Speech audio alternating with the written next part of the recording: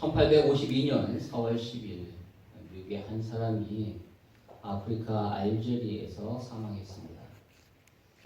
31년이 지난 후에 미국 정부는 그 사람의 유해를 가져오도록 이렇게 했습니다.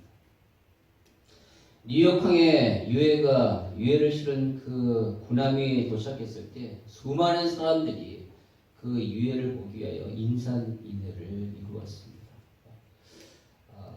환영포가 뉴욕 전체를 진동을 했죠. 그런데 그 유해의 주인공은 전쟁에서 엄청나게 큰 공을 세운 그런 위대한 장군도 아니었고요. 또 아주 훌륭한 리더십을 발휘한 정치인도 아니고, 그리고 아주 뛰어난 세계적인 예술가나 노벨상을 받은 그런 사람도 아니었습니다. 그런 단지 많은 사람들이 즐겨 부르는 노래를 지은 사람이었어요.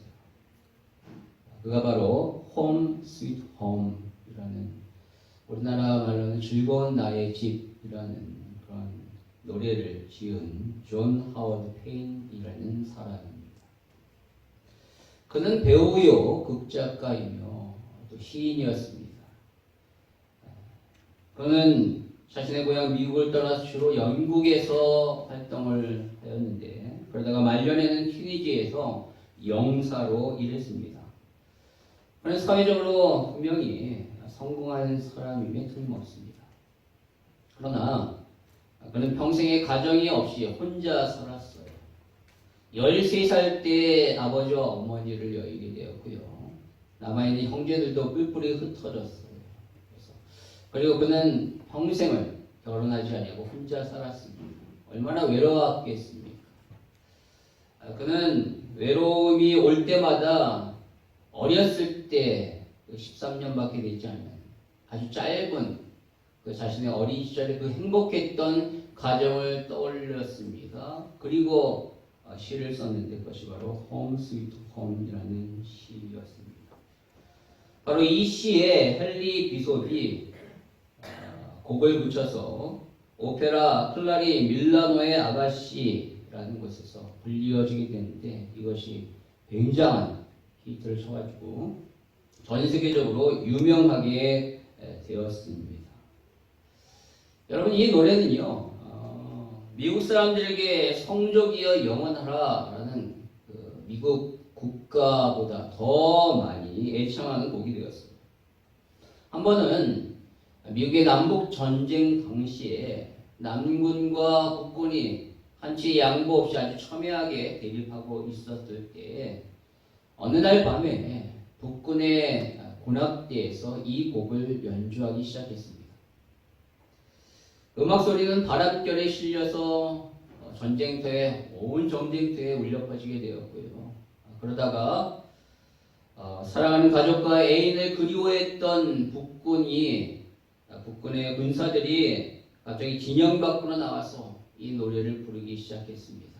그런데 한참 있다 딱 보니까 저 건너편에 있었던 남군들 역시도 그렇게 하고 있는 거예요. 그래서 결국 남군에서도 군악대가 이 곡을 연주하면서 결국은 남군과 북군의 군사들이 함께 만나서 이 노래를 부르면서 얼싸안고 자신의 모자를 하늘로 이렇게 다 던지면서 환호를 질렀습니다. 이 장면을 취재했던 프랑크 막심이라는 기자는 한마디로 표현하기를 모두 다들 미쳤다라고 이렇게 말했다고 합니다. 여러분, 이처럼 가정은요, 어떤 이념이나 국가보다 더 소중하고 근본적입니다. 그걸 초월하죠. 여러분, 이들이 하나 될 수 있었던 것이 무엇 때문이었습니까? 바로 가정 때문이에요. 가족 때문에 그렇죠. 어느 민족, 어느 체제, 어느 사회에서나 이 가정은 존재하고요. 가장 소중한 가치입니다. 왜냐하면 내 자신의 존재의 근원이 바로 가정에서 나오기 때문에 그렇죠. 가정에서부터 시작되는 거예요. 나의 인격과 나의 가치관이 거의 대부분 가정에서부터 비롯됩니다. 따라서 가정은 가장 중요한 공동체인 것이죠. 그럼 가정이 어떻게 만들어졌습니다. 어떻게 시작됐죠? 바로 성경은 우리에게 이렇게 알려주고 있어요.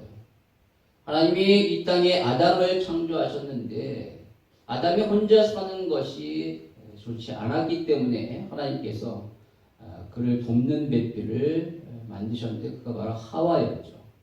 바로 이 둘이 합하여 한 몸을 이루게 되었을 때 비로소 최초의 가정이 이 땅 가운데 탄생하게 된 것입니다. 바로 가정은 하나님이 만드신 거예요. 이 땅에 어떠한 조직도 가정보다 앞설 수 없습니다. 하나님이 만드신 가장 우선적이고 근본적이며 소중한 그 공동체, 그것이 바로 가정인 것이죠. 가정으로부터 우리의 모든 것이 시작하게 됩니다.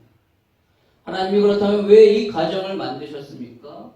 바로 우리를 위해서, 사람을 위해서 만드신 거예요. 사람을 위해서. 아담이 혼자 있는 것이 좋지 않았기 때문에 하나님께서 하와와 다른 사람과 함께 있는 것이 좋기 때문에 만드셨습니다. 창세기 2장 18절에 보니까 여호와 하나님이 이르시되 사람이 혼자 사는 것이 좋지 아니하니 내가 그를 위하여 돕는 배필을 지으리라 하시니라. 여러분 그렇습니다. 가정은 하나님이 사람을 위하여 만드신 거예요. 가정이 있는 것이 사람에게 좋기 때문에 하나님은 가정을 통하여 사람이 좋아지기를 원하셨다는 거예요. 그 말은 사람이 좋아지기를 원하셨다는 말은 다른 말로 그 사람이 더욱더 행복해지기를 원하셨다는 거죠. 사람이 행복해지기 위해서 하나님은 가정을 그에게 주신 거예요. 서로 부족한 점을 채우고 무한함으로 말미암아 온전히 하나가 되어 몸과 마음과 삶 전체가 행복하기를 하나님은 원하셨어요. 따라서 가정의 존재의 목적은 행복입니다. 좋아지는 거죠. 여러분 그렇다면 여러분의 가정은 행복합니까? 여러분 가정을 통하여 좋아지고 있습니까? 여러분의 가정이 그렇게 되기를 바랍니다. 그렇게 하나님이 만드신 목적대로 행복한 가정이 되기 위해서는 우리가 어떻게 해야 할까요? 바로 오늘 잠언은요, 우리에게 두 가지를 말씀해 주고 있습니다.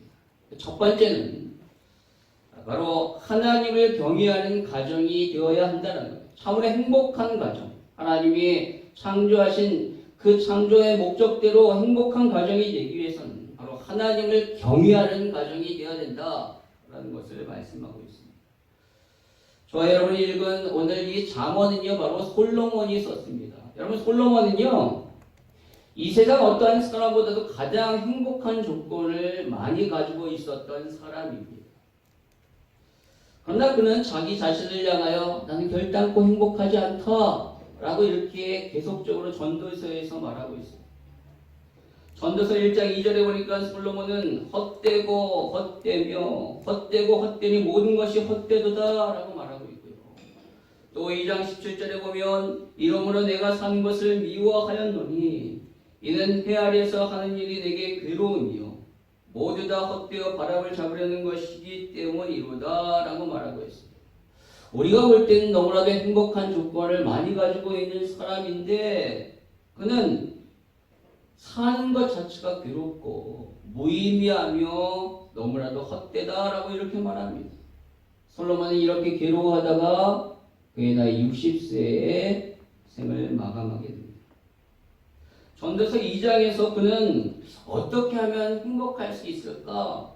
라고 고민하는 가운데 3절에 보면 술로 인생을 즐겁게 살아보려고 했어요. 또 4절에 보면 4절 이후에 사업을 크게 벌여보기도 했으며 집을 짓고 포도원을 가꾸고 가수원을 만들고 연못을 만들고 또 노비들을 많이 데리고 살아보기도 하고요. 소떼나 양떼 등 소유를 많이 가져보기도 하고 과거에 어느 왕보다 금은 보석을 더 많이 가지고 살아보기도 하였습니다. 뿐만 아니라 8절에 보면 나중에 보면 처와 첩을 무수히 많이 거느렸는데 무려 1000명이나 되는 아내를 데리고 살았다라고 말합니다. 그럼 과연 행복했을까요? 그는 사람이 할 수 있는 모든 것을 다 해봤어요. 그래서 10절에 고백하기를 무엇이든지 내 눈이 원하는 것을 내가 금하지 아니하며 무엇이든지 내 마음이 즐거워하는 것을 내가 막지 아니하였으니 라고 말합니다. 눈에 보기에 좋은 것들 다 가져보고 맛보고 다 즐겨봤어요. 그런데 그렇게 다 해봤는데 결론은 뭔가? 결론적으로 그가 말하기를 11절에 그 후에 내가 생각해본즉 내가 다 해봤어. 근데 그 후에 내가 생각해본즉 내 손으로 한 모든 일과 내가 수고한 모든 것이 다 헛되어 바람을 잡는 것이며 헤아려서 무익한 것이로다 라고 말합니다. 허무하다, 불행하다라는 거예요. 행복하지 않다라는 거예요. 여러분 그에게 있어서 가장 허무한 것이 무엇일까요? 가장 큰 아픔을 준 것이 무엇일까요? 그것은 아마도 가정에서의 실패가 아닐까라고 생각합니다. 그 많은 아내를 거느렸지만 진정으로 행복한 가정을 이루지 못한 것으로 인하여 오는 그 헛된 마음, 그 괴로움 너무너무 심했다는 거예요. 그래서 전도서 9장 9절에 보니까 내 헛된 평생의 모든 날, 곧 하나님의 헤아려서 내게 주신 모든 헛된 날에 네가 사랑하는 아내와 함께 즐겁게 살지어다. 그것이 네가 평생에 헤아려서 수고하고 얻은 내 몫이니라 라고 말합니다. 여러분 무슨 말입니까? 세상에 내가 살아보니까 너무너무 헛돼. 그러나 이 헛된 세상에서 그래도 행복하게 사는 것은 사랑하는 아내와 함께 즐겁게 사는 것이다. 즉 가정을 아름답게 꾸미는 것이라는 거예요. 자신의 삶을 돌아보면서 가장 후회되고 안타까운 것이 바로 행복한 가정을 이루지 못했다라는 것을 말하고 있는 것입니다. 오늘 솔로몬은요, 이 본문을 통하여 자신의 실패를 통해 깨달은 행복한 가정을 이루기 위해서는 어떻게 해야 하는가에 대하여 우리에게 말해주고 있어요. 우리는 성공한 사람의 이야기를 통하여 인사이트를 얻을 수 있지만 반면에 성공하지 못한 실패담을 통해서도 아주 중요한 교훈을 얻을 수 있습니다. 바로 오늘 우리는 솔로몬이 자신의 아픈 과거를 통하여 우리에게 말하고 있는 이 교훈을 잘 마음에 새겨야 한다는 거예요. 그가 오늘 말하는 행복한 가정이 되기 위한 첫 번째 조건은 바로 여호와 하나님을 경외하라라는 겁니다. 여러분 원래 하나님이 만드신 가정은요 참으로 행복했습니다. 그렇죠. 아담을 한번 보십시오. 그가 하와를 봤을 때 뭐라고 반응하죠? 창세기 2장 23절에 보니까 이는 내 뼈 중에 뼈요 살 중에 살이라 라고 말합니다. 이것은 당신은 나의 반쪽이고 나의 일부분입니다 라는 최고의 찬사예요. 아담은 하와를 너무너무 좋아했고 사랑했습니다. 사랑이 넘치는 가정이었어요. 그런데 그들이 언제부터 금이 가기 시작했습니까? 바로 하나님 앞에 범죄한 이후에요.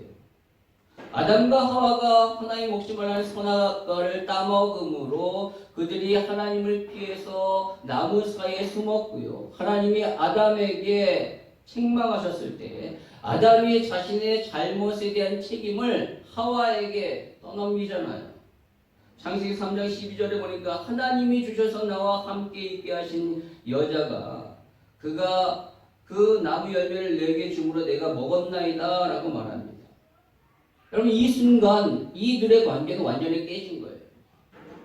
그렇게 서로 찬사를 보내며 아름답게 행복한 가정을 이뤘는데 이렇게 말하는 그 순간에 이 가정이 깨지는 것이죠. 하와의 마음, 하와가 얼마만큼 그 마음에 배신감이 느껴졌겠습니까? 아니 자기가 결정해서 자기가 먹은 것인데 나 때문에 그렇게 했다는 너무나 마음이 상했을 거라는 것이죠. 그렇게 서로에게 굉장한 찬사를 보며 행복하고 사랑했던 그 가정에 이제 미움과 불화가 오게 된 것입니다. 무엇 때문에요? 죄 때문에. 하나님을 향한 범죄로 인하여 그 가정 가운데 서로 잘못을 떠넘기는 그러한 모습이 일어나게 된 거예요. 여러분, 왜 아담과 하와가 이렇게 범죄하게 되었습니까? 그것은 바로 그들이 하나님을 경외하지 않았기 때문에 그렇습니다. 여러분, 경외하는 것은 하나님을 두려워하는 것과 그 하나님 앞에 경배하는 것, 예배하는 것을 말하는 거예요. 바로 이것이 사라졌기 때문에 그렇죠.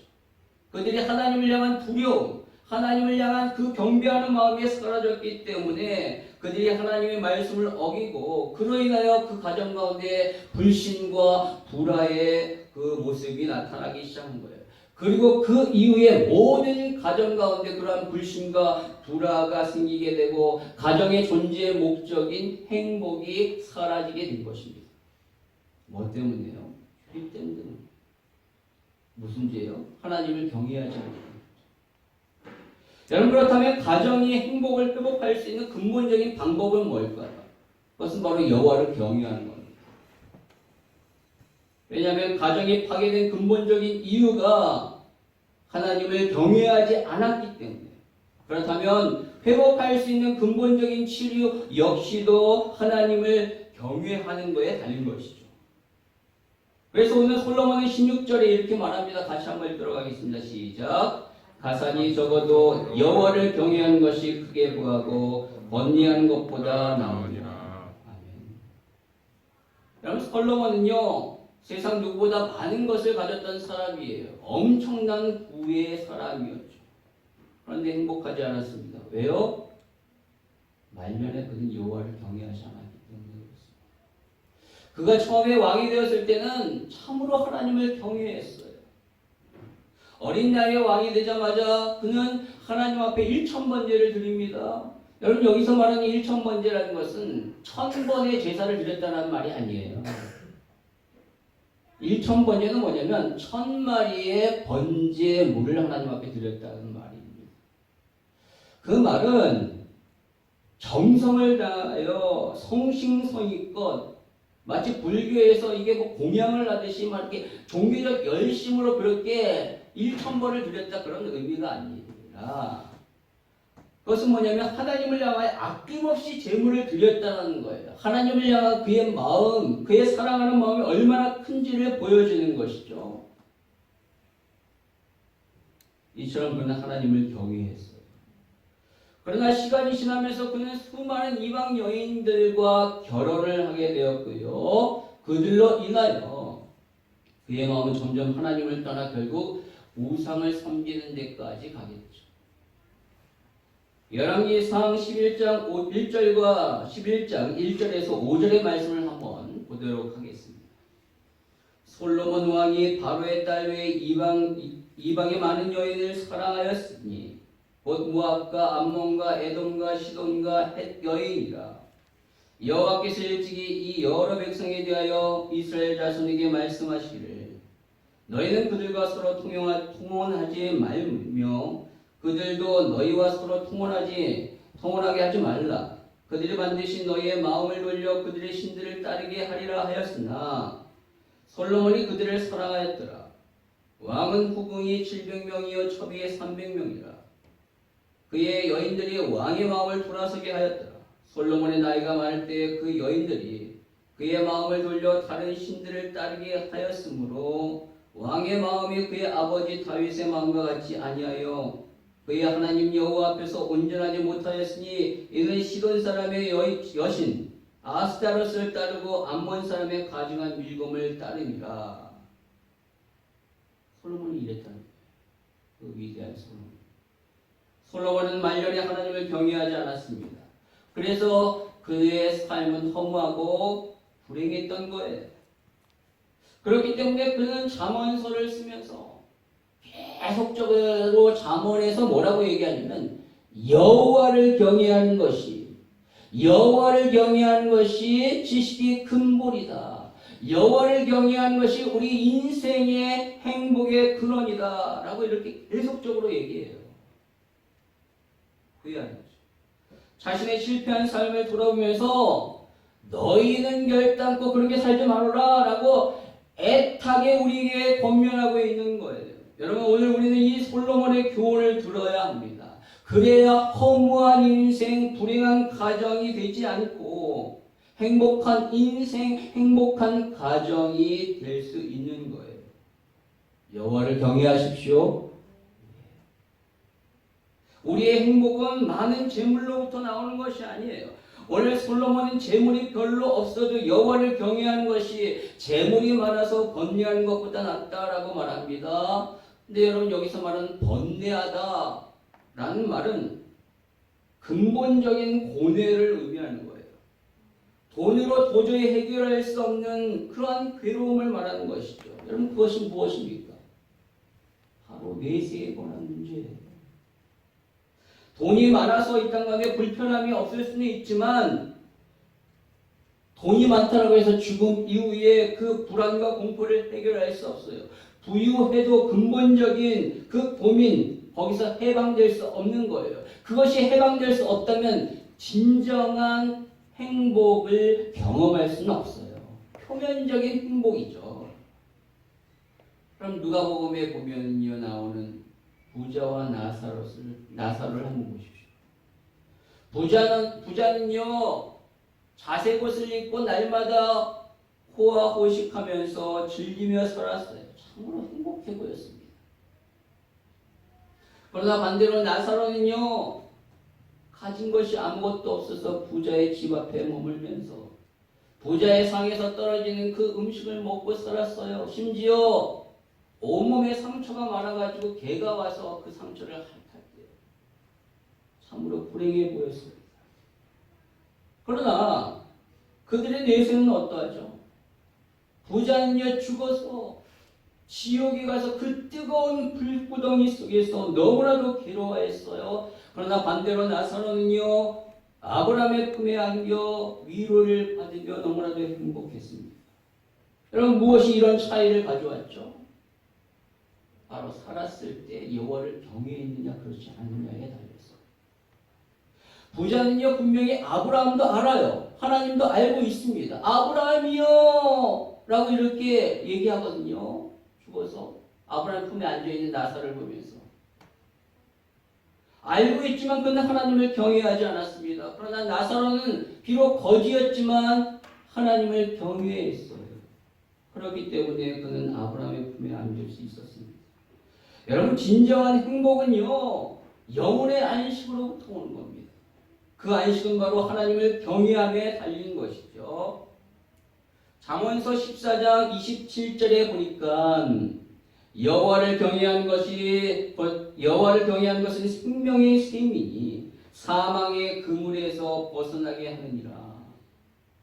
하나님을 경외하는 것이 영원한 생명을 얻는 길이에요. 여기서부터 근본적인 마음의 평안과 안식과 행복이 오는 것입니다. 따라서 여호와를 경외하십시오. 서두에서도 말씀드렸듯이 여호와를 경외한다는 것은 우선 하나님을 두려워하는 거예요. 거기서부터 시작합니다. 경외입니다. 하나님은 지금도 살아계시고 선악간에 반드시 심판하셔요. 우리의 모든 죄악은 바로 하나님을 두려워하지 않은 것에서부터 시작됩니다. 두려워한다면 내 자신을 돌아보게 되고 조심하게 되는 거예요.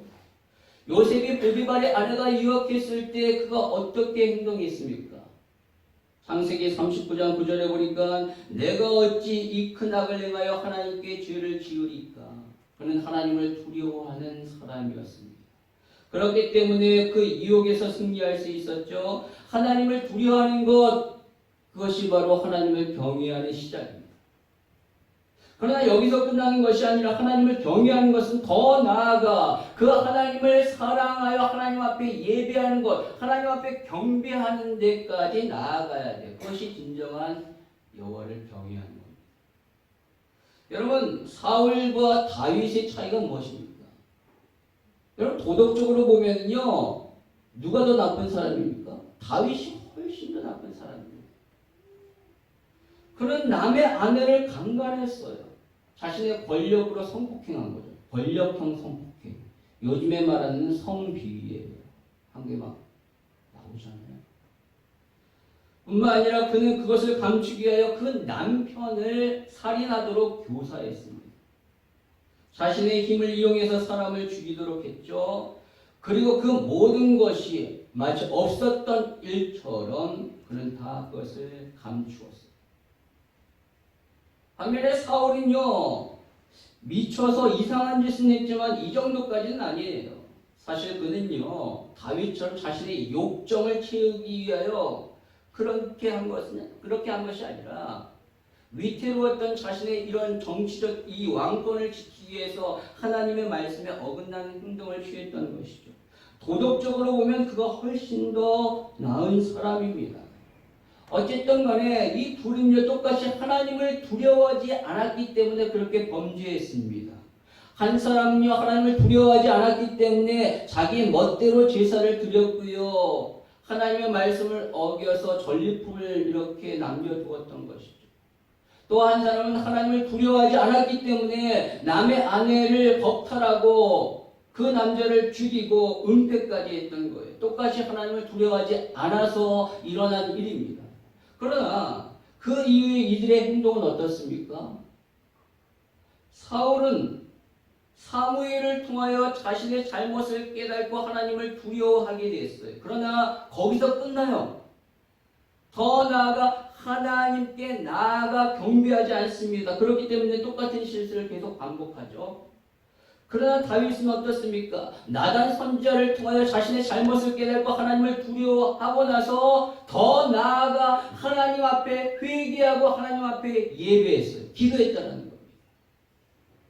이것의 차이예요. 하나님의 용서를 구하고 하나님의 은혜를 간구했어요. 이것의 차이예요. 여러분, 우리는 실수할 수 있습니다. 하나님을 두려워하지 않아서 내 욕심대로 행할 때가 있어요.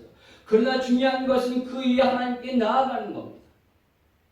하나님께 회개하고 하나님의 은혜를 구해야 돼요. 그분의 용서와 은혜를 경험했을 때 회복하게 되는 것이죠. 그것이 진정으로 하나님을 경외하는 거예요. 하나님을 두려워하십시오. 하나님은 우리의 삶을 보고 계시고 지금도 다 카운트하고 계셔요. 그러나 하나님은 자신께 나아오는 자를 반드시 용서하십니다. 그 사실을 알고 하나님께 나아오십시오. 그분께 경배하십시오. 그것이 경외예요. 여러분의 가정에 그러한 경외가 있기를 바랍니다. 하나님을 두려워하는 가정, 그리고 하나님을 사랑하여 하나님께 경배하며 예배하는 가정, 그러한 가정이야말로 진정한 행복한 가정이 될 줄 믿습니다. 진정으로 경외함으로 진정한 행복을 누리시는 여러분의 가정이 되기를 주님의 이름으로 축복합니다. 두 번째로 오늘 솔로몬이 말하는 행복한 가정의 조건은 서로 사랑하라 라는 겁니다. 하나님께 범죄한 이후에 인간이 하나님 앞에 범죄한 이후에 불행하게 됐어요. 행복을 잃어버렸어요. 그러한 우리에게 하나님이 다시 한번 회복할 수 있는 길을 주셨는데 그것이 뭐냐? 첫 번째가 율법이었습니다. 율법은 나쁜 게 아니에요. 하나님이 주셨는데 왜 나빠요? 그것을 지키지 못하고 그것으로 정죄하는 우리가 나쁜 거죠. 하나님이 우리를 억압하기 위하여 주신 것이 아니라 우리에게 사실 복을 주시기 위하여 주신 거예요. 우리가 그 율법을 잘 지키면 복이 임하게 되고 그 복이 우리를 행복하게 만듭니다. 여러분, 그렇다면 하나님이 주신 율법이 무엇입니까? 율법은 613가지의 계명으로 되어 있는데 그 계명을 10가지로 딱 줄이면 바로 10계명이 됩니다. 613가지 어떻게 다 알아요? 근데 그걸 우리가 알 수 있도록 10가지 10계명으로 하나님이 딱 줄이셨어요. 그리고 그 10계명도 많다. 두 가지로 줄이면 바로 하나님 사랑, 이웃 사랑입니다. 바로 이 두 가지 계명을 잘 지킬 때 비로소 우리에게는 행복이 오게 되는 거예요. 여러분, 이것은 우리의 개인적인 삶뿐만 아니라 우리의 가정도 마찬가지예요. 우리의 가정이 행복한 가정이 되기 위해서는 이 두 계명을 잘 지켜야 되는 거예요. 우리가 하나님을 사랑할 때 행복한 가정이 되는 거예요. 오늘 솔로몬이 그렇게 하나님을 사랑하라 라는 것을 뭐라고 표현했냐면 하나님을 경외하라 라고 말했던 거예요. 하나님을 경외하는 가정이 되라. 그러면 행복한 가정이 된다. 하나님을 두려워하고 그분께 예배할 때 재물이 없어도 행복할 수 있다라고 말했어요. 그리고 두 번째, 가족 간에 서로 사랑할 때 행복할 수 있다는 것이죠. 여러분, 이거 당연한 겁니다. 그렇죠. 이건 누구나 알아요. 교회를 다니든 안 다니든 다 아는 겁니다. 그러나 중요한 것은 그 순서에 하나님 사랑이 먼저입니다. 하나님을 경외하는 것이 먼저가 되어야 돼요. 그래야지만 진정한 행복한 가정이 되는 거예요. 와, 우리 서로 사랑해요. 그런데 하나님을 경외하지 않고 사랑만 해요. 그것은 솔로몬이 말하는 진정한 행복한 가정이 절대 될 수 없습니다. 앞에서 말씀드렸듯이 솔로몬은 이방 여인을 사랑했어요. 수많은 이방 여인과 결혼했죠. 아까 분명히 사랑했다라고 나와요. 그러나 그들에 대한 사랑이 하나님 사랑보다 앞섰기 때문에 나중에 그들의 신까지 섬기게 됩니다. 우선순위가 중요해요. 따라서 하나님 사랑을 제외하고 가족만을 사랑한다면 그것은 솔로몬이 말하는 진정한 행복한 가정이 아닙니다. 겉으로는 행복하겠죠. 그러나 영적인 진정한 행복은 그 가정에 존재하지 않습니다. 따라서 무엇보다도 하나님 사랑, 하나님 경외가 먼저여야 합니다. 그리고 나서 서로 사랑해요. 우리 주님이 우리에게 주신 세 계명이 있어요. 서로 사랑하라. 내가 너희를 사랑한 것 같이 너희도 서로 사랑하라 라고 말씀하셨죠. 그 말씀처럼 서로 사랑해야 돼요. 오늘 17절 같이 읽도록 하겠습니다. 시작. 채소를 먹으며 서로 사랑하는 것이 살찐 소를 먹으며 서로 미워하는 것보다 나으니라. 여러분, 예수님은 우리를 사랑하셨습니다. 바로 그 사랑으로 서로 사랑해야 합니다. 그냥 단순한 인간적인 그런 사랑에서 그치는 것이 아니라 우리는 하나님의 자녀여 그리스도의 제자로서 내가 너희를 사랑한 것처럼 너희도 서로 사랑하라 라고 주님이 말씀하셨기에 주님을 따르며 그렇게 주님의 사랑으로 사랑해야 돼요. 그렇다면 주님은 우리를 어떻게 사랑하셨을까요? 주님의 사랑이 진짜잖아요. 그렇죠? 주님은 우리를 어떻게 사랑해요? 그 사랑은 의지적 사랑입니다. 분명히 아셔야 돼요. 의지적 사랑. 여러분, 사랑은요 감정이 아니에요. 우리는 사랑하는 감정이 있어야지만 사랑한다라고 말을 하는데 그런 감정이 사라지면 사랑하지 않는 걸까요? 감정은 사랑의 발단과 시작이 될 수 있으나 그것이 사랑의 본질이 아닙니다.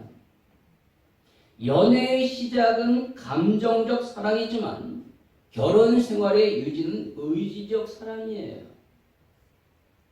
결혼하시면 다 알게 되잖아요. 많은 젊은이들이 사랑을 감정적으로만 알고 있기 때문에 쉽게 만나고 쉽게 헤어지는 거예요. 감정적으로 좋을 때는 사랑한 것 같은데 감정이 상하면 사랑하지 않는 것으로 생각합니다. 그러나 그것은 진정한 사랑이 아니에요. 만약 그것이 진정한 사랑이라면 이 땅에 부부가 몇이나 존재하겠습니까?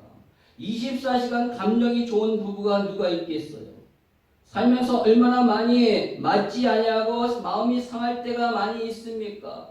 그런데 그럴 때마다 나는 그 사람을 사랑하지 않는 것 같아 라고 생각해서 이혼을 결심한다면 이 땅에 남아있는 가정은 없을 거라는 거예요. 그리고 그것이 사랑의 본질이라면 아예 우리는 이 땅 가운데 존재할 수 없습니다. 왜냐하면 사랑의 본체이신 하나님이 그렇게 감정적으로 우리를 사랑하셨다. 우리는 벌써 다 멸망했을 거예요. 그러나 사랑의 본질이 감정이 아니라 의지이기 때문에 우리가 존재하는 겁니다. 의지가 감정을 이끌어가야 해요. 하나님이 인간을 사랑하시는 것은 내가 너희를 사랑하겠노라 라고 결단하셨기 때문에 그래요. 우리의 행위를 보면서 감정적으로 사랑이 넘쳐서 사랑하신 것이 아니라 그럼에도 불구하고 내가 너희를 사랑하겠어 라고 그렇게 결단하셨기 때문에 그 의지가 발동되어 그럼에도 불구하고 우리를 사랑하시는 거예요. 그 결단이 감정을 이끌어 가셨기에 우리를 위해 죽으실 수 있었던 것입니다. 어떻게 자신을 배반하고 도망가는 그 사람을 위해 죽을 수가 있겠어요? 그것은 사랑하겠다는 굳은 의지 때문입니다. 성경은 말해요. 히브리서 13장 5절에 그가 친히 말씀하시기를 내가 결단코 너희를 버리지 아니하고 너희를 떠나지 아니하리라 하셨느니라.